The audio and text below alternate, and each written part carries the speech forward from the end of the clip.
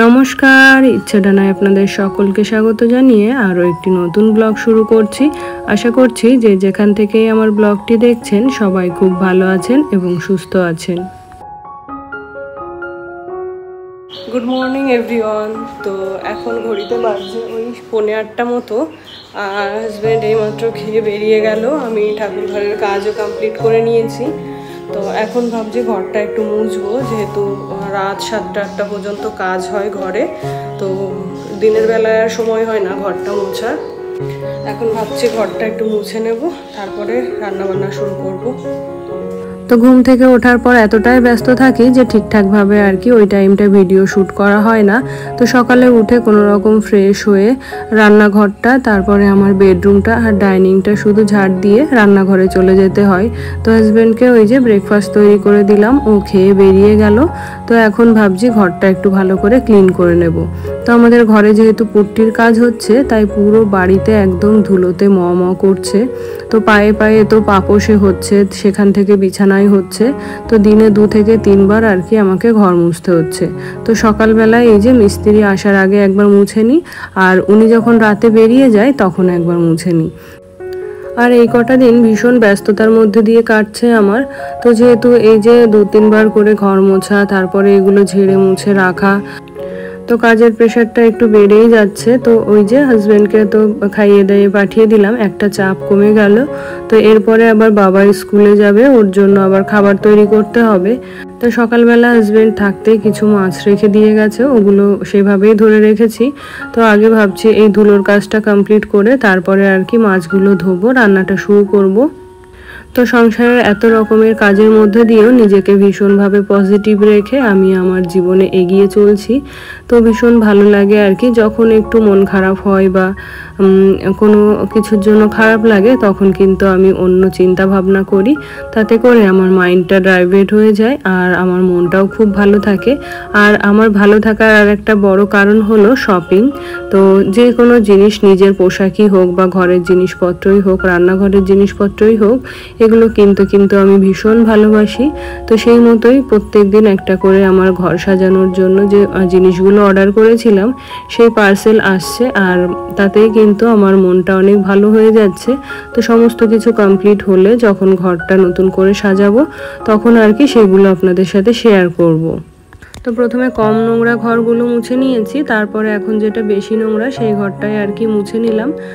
আর আমার পজিটিভ থাকার আরেকটি বড় কারণ হলো আপনাদের সুন্দর সুন্দর কমেন্ট। এই যে আমি ব্লগিং করি, সেটা আপনারা দেখেন, অনেকে পছন্দ করেন।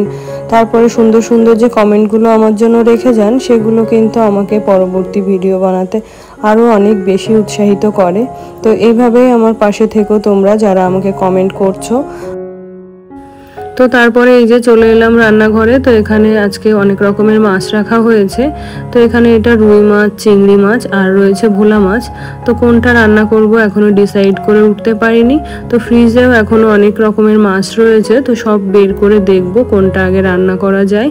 আর এখানে এই যে আমি চালটাও ধুয়ে বসিয়ে দিলাম, আর কিছু ডালও নিয়ে নিয়েছি।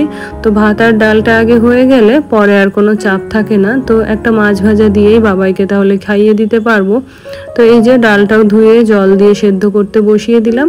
এখন মাছগুলো পরিষ্কার করে নেব, আর এইদিকে আমার ডাল আর ভাতটা হতে থাকবে। আর আজকে যেহেতু পরের কাজটা আগে করে নিয়েছি, তাই সেরকম আর কোনো কাজও থাকবে না রান্নার শেষে। যেহেতু ঘর পরিষ্কার করার কাজটা আমি প্রতিদিন রান্নার পরেই করে থাকি, তো সেটা আজকে কোনো কারণে আগে হয়ে গেছে। তো এখন রান্না বান্না সেরে আর কি বসে থাকতে পারবো। তো সব মাছগুলো মোটামুটি আঁশ ছাড়িয়ে পরিষ্কার করে রেখেছি। আর এখন এই চিংড়ি মাছটা পরিষ্কার করলেই আজকের মতো মাছ ধোয়া কমপ্লিট। তো এই যে সব রকমের মাছগুলো ধোয়া হয়ে গেছে। এখন ফ্রিজে কিছু মাছ ছিল, সেগুলোও বের করে নিলাম। তো কোথায় কি রেখেছি সেটা আমিও ভুলে গেছি। তো ওখানে এই যে একটা পোনা মাছ ছিল, আর এখানে কিছু পাবদা মাছ রয়েছে। এখানে একটা মাছের মাথা রয়েছে, ওই ডাল খাওয়ার জন্য আনা হয়েছিল। তো সমস্ত কিছু গুছিয়ে রেখে দিয়ে ভোলা মাছটা নিয়ে নিলাম। তো আজকে বানাবো একটু ভোলা মাছের ঝাল। তো এখানে ওই জন্যই আর কি মশলাটা করে নিচ্ছি। তো তো ভাত ডালটা হয়ে গেছে, এখানে ভাতটা নামিয়ে নিলাম আর ডালটাও এখন নামিয়ে নেব। তো আর মাছগুলোও ধোয়া হয়ে গেছে। তো বাবাই যদি এখন খেতে চায় তাহলে ওকে আমি কিন্তু মাছ ভাজা আর ডাল দিয়ে খাইয়ে দিতে পারবো। তো এই যে আজকে ভাবছি তরকারিটাও একটু আগে আগে করে নেব। তো আজকে যেহেতু বাবার অনলাইন ক্লাস হবে সেই জন্য আর কি আমাকে আগে আগে ফ্রি হয়ে ওর সঙ্গে একটু বসতে হবে। যদিও সবটাই পারে তবুও ওকে একটু হেল্প করতে হয় মাঝে মধ্যে।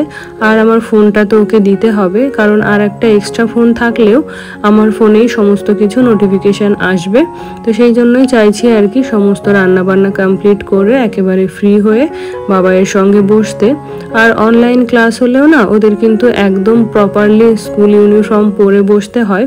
তো সেটাও একটা খুব চাপের হয়ে যায়। নির্দিষ্ট টাইমের মধ্যে সমস্ত কাজ কমপ্লিট করে বাবাইকে খাইয়ে রেডি করিয়ে, মানে স্কুলে যাওয়ার দিন যেরকমটা করতে হয় ঠিক সেরকমই। তাছাড়াও স্কুলে গেলে তো আমি একেবারে ফ্রি হয়ে যাই, কিন্তু আজকে একেবারে ফ্রি হতে পারবো না, ওকে সময় দিতে হবে, ওর সঙ্গে বসতে হবে।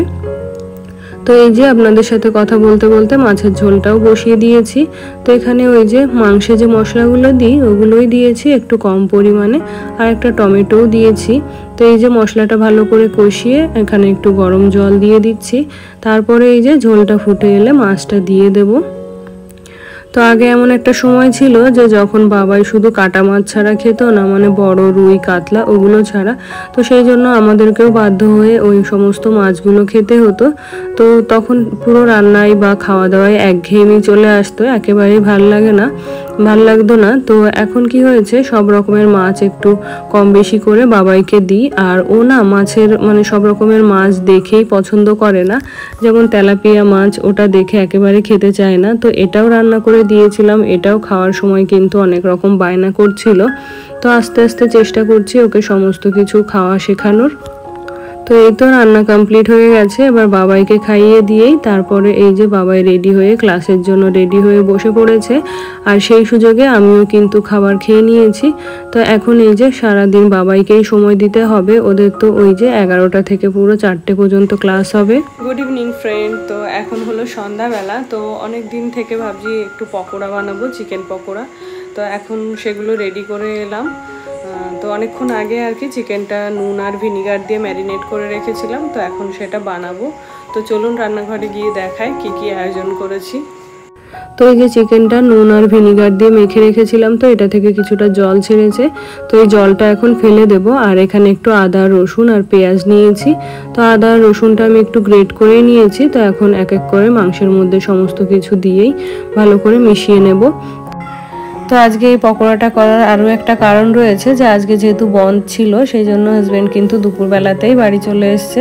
তো বাড়িতেই এসে লাঞ্চ করেছে। তো ও যেহেতু অন্যান্য দিন আসতে অনেকটা রাত হয়ে যায়, তো তখন আর এইগুলো করলে খাওয়ার সময় থাকে না। তো আজকে যেহেতু বাড়িতে রয়েছে, তো সন্ধ্যাবেলা এমনি একটু স্পেশাল টিফিন করতে হতো, তো তার জন্য ভাবছিলাম যে আজকে এই পকোড়াটাই করে নিই। তো এদিকে মিস্ত্রির দাদাও কিন্তু এখনও কাজ করছে, ওনাকেও কিছুটা দিতে হবে চায়ের সঙ্গে। তো এই যে পকোড়াটা নামিয়ে নিচ্ছি, এটা কিন্তু এমনিতেও খাওয়া যায়, আবার এটা কিন্তু আজকে অন্যরকমভাবে ট্রাই করব। ওই যে চিকেন 65 বা ড্রামস অফ হেভেন বা চিকেন ক্রিস্পি চিকেনে যে বাইরে যে সসটা লাগানো থাকে, আজকে সেইভাবেই করতে চাইছি। তো এখানে 2-3 ব্যাচে চিকেনটা ভালো করে ভেজে নেব পকোড়াগুলো, আর এই পাশে একটা সস তৈরি করে নিচ্ছি। তো এর মধ্যে এই যে কিছু পেঁয়াজ, নুন, চিনি আর সব রকমের সস দিয়ে একটা গ্রেভি মতো বানিয়ে নেব। তো এখন এই যে ভেজে রাখা পকোড়াগুলো সবগুলো দিয়ে এর মধ্যে ভালো করে মিশিয়ে নেব। তো এই যে রেডি হয়ে গেল আমার চিকেন 65 বা ড্রামস অফ হেভেন বা ক্রিস্পি চিকেন। আর মিস্ত্রি দাদাকে তো আগেই দিয়ে এসেছে হাজব্যান্ড চায়ের সঙ্গে পকোড়া, আর এখন এটা আমাদের জন্য সার্ভ করে নিচ্ছি। তো রেসিপিটা কেমন লাগলো কমেন্টে জানাতে ভুলবেন না কিন্তু। আর চাইলে কিন্তু আপনারাও বাড়িতে এভাবে ট্রাই করে দেখতে পারেন, ভীষণ ভালো লাগে খেতে। তাহলে আজকে তবে এখানেই শেষ করছি, দেখা হবে আরেকটি নতুন ভিডিওর সাথে। সেই সঙ্গে আপনাদের সবার সুস্বাস্থ্য কামনা করে আজকের মতো বিদায় চেয়ে নিচ্ছি। ধন্যবাদ।